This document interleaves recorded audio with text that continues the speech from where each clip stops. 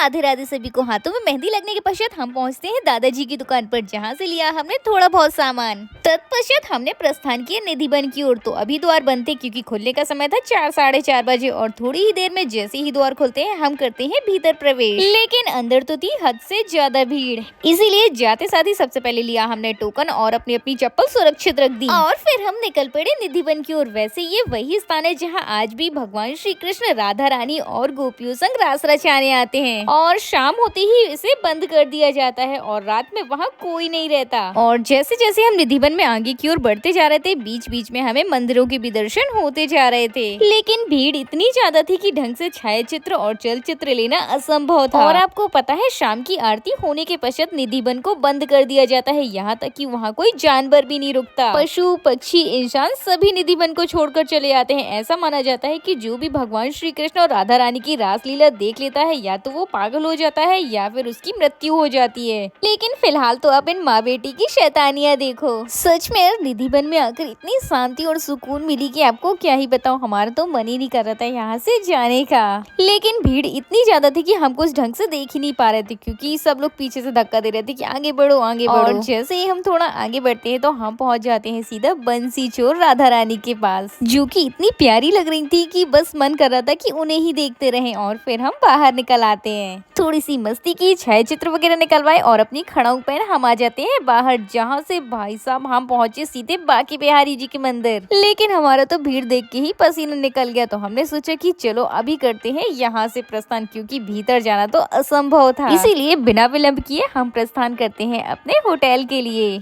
चलो फटाफट से आप सब भी टिप्पणी में राधे राधे लिख दो। इसी के साथ मिलते हैं कल एक और नए दृश्य के साथ, तब तक के लिए राधे राधे।